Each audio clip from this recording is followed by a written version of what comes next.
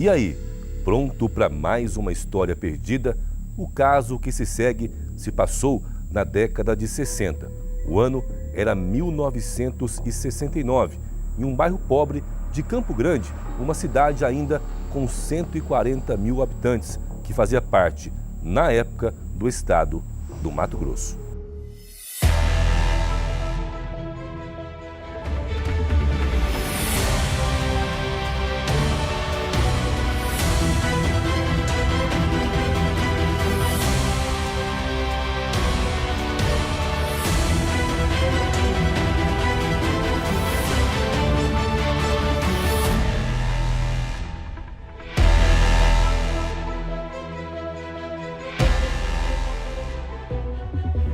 Hoje vamos acompanhar o primeiro de 2 episódios de um caso complexo e cheio de mistérios. Antes de prosseguirmos, é importante explicar o significado de uma palavra muito usada à época: saravá.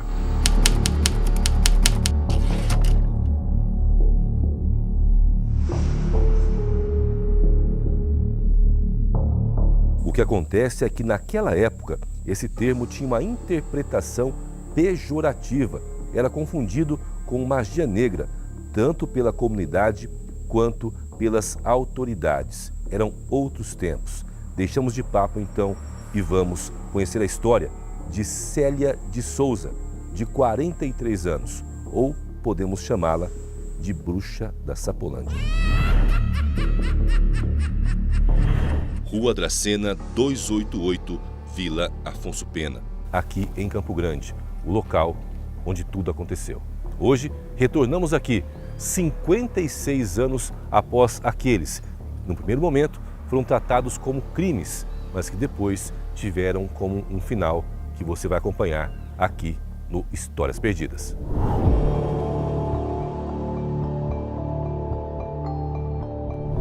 Marcos mora na residência ao lado, já que o antigo morador da casa, onde morava a Bruxa da Sapolândia, morreu no início do ano. O vizinho comentou conosco que o homem que habitava a casa nunca sentiu nada de diferente, talvez porque não acreditava nos contos e chamadas lendas urbanas que cercam o caso, mas ele perdeu as contas dos fatos macabros que presenciou. No momento que a gente estava ali, me deu a impressão que tinha alguma coisa cuidando a gente de dentro da casa, observando, sabe? Cuidando a gente, a movimentação da gente, mas é uma coisa assim, bem calma, sabe? Como se fosse uma criança, sabe? Que quando acontece essas coisas aqui, eu presinto, sabe? E começou agora isso aí. Que como se está observando a gente nesse exato momento, como se fosse lá dentro da casa observando, né? A movimentação da gente, está cuidando, né?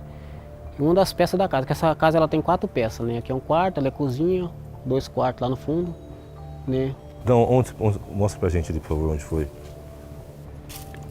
Onde o negócio está observando? Tá nessa peça aqui. Tá aqui nessa peça. Nessa janela. Como se estivesse no quarto observando, né? A movimentação da gente. Quer ver quando vem outras pessoas aqui, às vezes eles se manifestam, né? De forma pacífica, às vezes fica meio pesado, né? Mas tá calmo, né? De fato, o ambiente é pesado e nossa equipe sentiu calafrios várias vezes durante a gravação, que foi realizada no início da noite. Hoje, o imóvel é habitado apenas por gatos, que de certa forma tomaram conta do local. Na cultura popular, se diz que os felinos têm alguma relação com o outro mundo. Seria verdade? Viemos então conhecer o local, que está todo aberto. A casa de madeira está da mesma forma que a bruxa deixou. Ela tem 4 peças e um banheiro. Construída nos anos 60, a residência é sinistra, mas o vizinho revela, nos fundos é que tudo acontecia. Aí bem naquela quina ali, ó, foi desenterrado 7 crianças, que eu fiquei sabendo, sabe? Na quina da casa da Célia, né? A Bruxa da Sapolândia. Aonde? Vamos mostrar pra gente ali. Que bem aqui assim, ó. Bem nessa parte aqui foi desenterrado 7 crianças. Bem nesse pedaço aqui. É bem nesse pedaço aqui. Foi desenterrado 7 crianças. A gente se aproxima dos fundos do imóvel ao cair da noite. Marcos nos conta uma história que, de certa vez, enquanto passava por aqui, viu uma espécie de entidade. Aqui teve uns tempos atrás, aqui nesse pedaço aqui, eu tava tirando a roupa do varal ali. Aí eu senti que tava sendo observado, sabe? Aí eu peguei e tirei 3 fotos com o celular, que o outro celular meu foi furtado e a foto foi junto. Eu mostrei pra muita gente aqui do bairro. Aí apareceu um troço me olhando, até mostrei pro finado Lécio na época, né? Falou, ó Lécio, você fala que aqui não acontece as coisas, que eu peguei na foto aqui me observando. Era um senhor, ele tava com, tipo assim, uma camiseta branca, um jaleco preto, uma calça cinza. Ele tava bem aqui me olhando, com o olho bem vermelho, sabe? E eu peguei na foto, eu mostrei pra um monte de gente aqui. Né? Muita gente fala, isso é montagem. Eu falei, não, mas é verdade, tá no celular. Pode levar pra qualquer perito. No imaginário popular, se falam em 7 ou até mais mortes atribuídas à chamada bruxa da Sapolândia. Mas no processo em que Célia de Souza figura como suspeita, foram confirmadas 4 mortes. 2 corpos foram enterrados nos fundos do imóvel da mulher, uma casa cheia de mistérios. Aqui tinha um piso vermelhão e o rapaz ele fez do mesmo jeito o piso. O piso estava desabando, aí eu falei pro falecido, eu falei para ele, ó, vamos desmanchar esse piso aqui, vamos fazer outro que está desabando, aqui tem um buraco aqui que está desabando. Aí nós quebramos o piso, né, fomos fazer. Aí peguei e falei, ó, o que eu encontrei aqui, ó. Ele falou, o que é isso aí? Eu falei, eu acho que é um túmulo que tem aqui. Aí uma tampona de concreto bem grandona, com 2 estátuas de bode, sabe, em desenho de bode, metade de gente, metade de animal. E uma cruz anticristo, de cabeça para baixo, embaixo escrito em latim. Porque uma pessoa que entende latim me falou, né. Até conversei com um padre uma vez, ele falou para mim, falou, Marcos, isso aí, essa cruz de cabeça para baixo representa o anticristo. Então é uma coisa muito ruim que está enterrada aí, sabe? O que de fato se sabe é que, na época, a bruxa da Sapolândia foi inocentada basicamente por falta de provas e, desde então, nunca mais foi vista. Ela foi solta em meados de 1971. Será que ela poderia estar enterrada aqui? Que outras histórias poderiam estar no local? Célia de Souza foi nascida em dezembro de 1920. Muito se questiona sobre o paradeiro dela. Se estiver viva, tem 102 anos, agora no meio de 2023. Aí escutei, tipo assim, como se fosse um monte de criança em formato de fumaça dando voz, cirando, ciradinho, vamos funcionar. Eu escutei aquele barulho, sabe? Nós estamos acompanhando o caso da chamada bruxa da Sapolândia, que aconteceu em Campo Grande na década de 60. Uma mulher acusada de ter torturado e espancado crianças até a morte e depois enterrou os corpos no quintal de casa, tudo como forma de sacrifício. Quem eram as vítimas? O que de fato aconteceu? Esta reportagem do Diário da Serra, de janeiro de 1969, narra sobre a chamada bruxa. Uma mulher macumbeira de nome Célia de Souza, residente na Vila Afonso Pena, popularmente conhecida como Sapolândia, no bairro Amambaí, vinha sepultando no brejo, próximo à sua residência, as crianças que pegava para cuidar e que pereciam de maus tratos recebidos dos ritos bárbaros do saravá de pancadarias. Será que realmente havia uma espécie de ritual de magia negra no local? Histórias não faltam. Até os animais sentiriam quando o mal se aproximava da casa. Antigamente tinha muito cachorro aqui, quando o rapaz era vivo, os cachorros, quando as coisas pesadas aconteciam aqui, os cachorros ficavam tudo na rua. Não entrava para casa, né? Os cachorros não entravam na casa? Não entravam, ficava lá fora, lá, só indo para casa, não entrava. A reportagem da época ainda descredibiliza Célia e o marido João Luiz. Ela e o marido são elementos desocupados, que detestam o trabalho e que cobravam uma pensãozinha dos tutores das crianças que pegavam para cuidar. A reportagem segue e o jornalista afirma: o casal cuidava apenas de praticar o saravá durante a noite, dormindo o dia inteiro.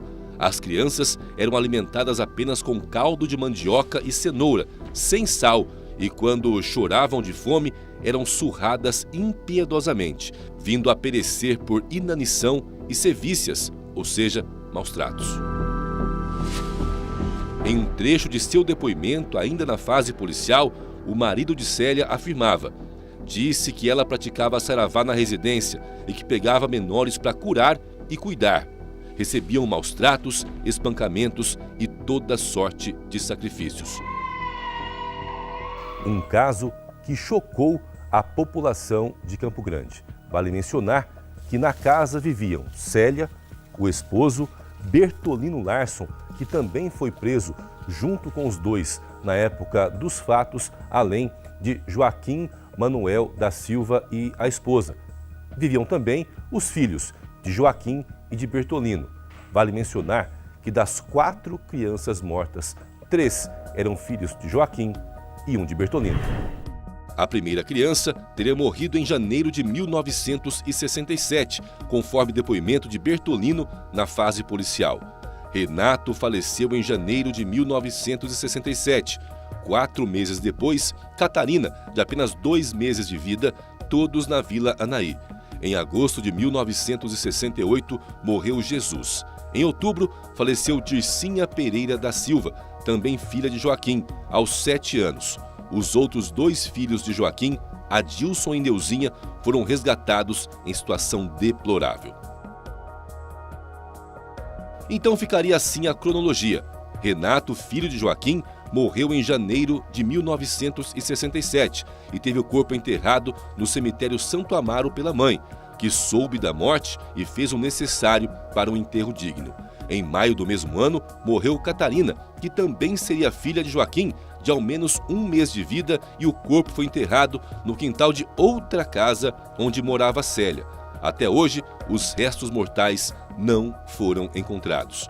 Já em agosto de 1968, mais de 1 ano depois, morre Jesus, filho de Bertolino. O corpo foi enterrado nos fundos da casa da Sapolândia, já que Célia havia se mudado para cá. Em outubro de 1968, morre Dircinha Pereira da Silva, a terceira filha morta de Joaquim, também enterrada nos fundos do imóvel. Em janeiro de 1969, Adilson e Neuzinha, outros 2 filhos dele, foram resgatados. O jornal mencionava ainda: nos fundos da casa tinha um imenso brejo coberto de matagal e foi ali que a megera fez o cemitério das vítimas. E prossegue: num caixão tosco, de 3 palmos de fundura, sepultou Jesus Aparecido Larson, de 3 anos. Dirce, de 7 anos, foi sepultada apenas envolta em rede, também a cerca de 3 palmos. Já Catarina, de poucos meses, foi sepultada num terreno na Vila Anaí, onde anteriormente morava Célia e o marido. Mas por que Célia não conseguiu encontrar o corpo do bebê? Acontece que Dona Célia não acertou e depois de várias perfurações, pois alega que na hora que sepultou o corpo de Catarina estava incorporada. Caso que causou revolta popular à época. O jornal menciona isso. Pessoas viram os horrores da cena e se revoltaram contra a feiticeira, clamando à polícia que agisse com rigor para com a desumana mulher. Já próximo à Santa Casa, populares tentaram linchar Célia.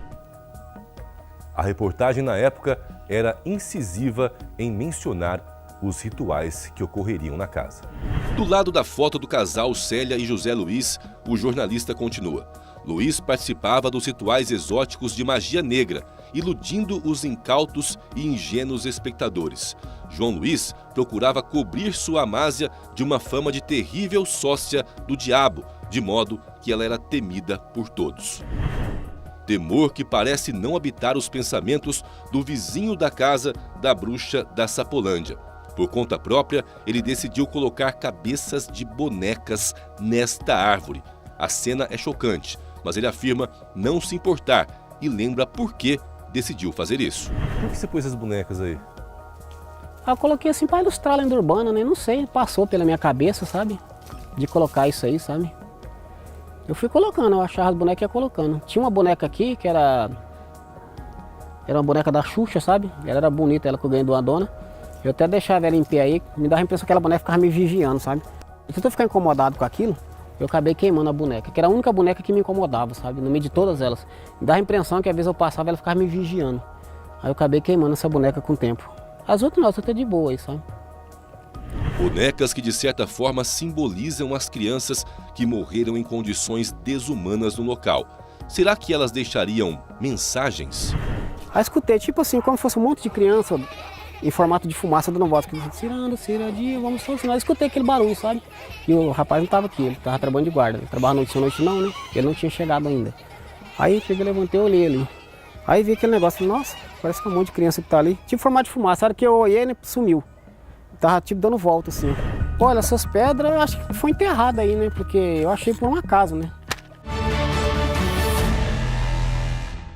Caso que sim, ficou no imaginário popular e tem traços de uma lenda urbana. Mas há sim processo, prisões, contexto histórico. E a pergunta que fica é: até que ponto há ficção e até que ponto há a verdade? O inquérito policial é de 10 de janeiro de 1969. Após denúncia feita por Bertolino e um vizinho, policiais chegaram até o imóvel e começaram a questionar Célia sobre os corpos das crianças. Em um primeiro momento, ela negou qualquer crime, mas em seguida mostrou onde estava enterrado Jesus e depois Dircinha. Ela chegou a levar a polícia onde enterrou Catarina, mas havia uma plantação de mandioca no local e não foi possível encontrar o corpo do bebê. A outra vítima foi enterrada no cemitério Santo Amaro. Com os autos de exumação, os 2 corpos encontrados foram levados para o também cemitério Santo Amaro, onde foi feito o enterro. Caso que ainda tem curiosidades que sequer sabemos se tem relação com a chamada bruxa. Olha, no começo pra mim era complicado, sabe? Era muito complicado. Até tentei ir embora uma vez, eu estava muito perturbado, né, com as coisas. Impressionante que o rapaz que morava aqui, ele não via, não pressentia nada. Aí eu perguntei, né, para um padre uma vez, ele falou: Marcos, não é todo mundo que vê, todo mundo que pressente não, né, que é com a pessoa não. Que é tipo um dom, sabe? Eu falei, nossa, que dom ruim, né? Que ele tinha esse dom para ter sorte, para ganhar alguma coisa. Inclusive, uns tempos atrás, esses dias atrás mesmo, lá naqueles pés de bananeira ali, tinha 3 pés de bananeira que morreu, sabe? Eu fui cavar um buraco para plantar um coco da Bahia que tava brotando. Eu achei uma caixa enterrada assim, mais ou menos desse tamanho, mais ou menos 1 metro de fundura, que o buraco da bananeira já estava pronto, tem que cavar mais meio metro. Marcos encontrou algo estranho no quintal, pedras que ele afirma serem preciosas. Tinha um rapaz que veio aqui, que ele mexe com lapidação de pedras preciosas, ele comprou de mim, só sobrou essas aqui só. Mas ela deu, achei bastante, sabe? Ela Estava numa caixa. É, uma caixa de ferro que estava enterrada, tinha muitos anos que estava enterrada ali. Então ela deu 6,242 kg. Aí a maioria eles comprou, sabe? Ele comprou. Olha, essas pedras eu acho que foi enterrada aí, né? Porque eu achei por um acaso, né? Porque quando eu fui cavar lá para plantar o pé de coqueiro, né? Que eu comecei a cavar e bateu numa coisa de ferro. Falei, mas o que tá enterrado? Porque foi um lugar que eu nunca mexi. Falei, o que tá enterrado aqui? Aí peguei e achei essa caixa. Falei, nossa, uma caixa cheia de pedra. Você acha que pode ter a ver com a bruxa? Eu acho que sim, sabe? Coincidência ou não? Nem ele sabe dar uma resposta. O fato é que o caso ainda é um mistério. Mistérios que vão ser desvendados no próximo programa do sábado que vem, a partir do 12h10. Afinal, temos o processo feito na Justiça, que vão revelar detalhes que podem sanar as suas dúvidas. E se você tiver uma história perdida e quiser contar pra gente, entre em contato com o nosso WhatsApp. Afinal, temos muitas histórias para te rememorar. Voltamos então no sábado que vem com a continuação do caso polêmico da bruxa da Sapolândia. Muito mistério que vai ser desvendado para você. Até!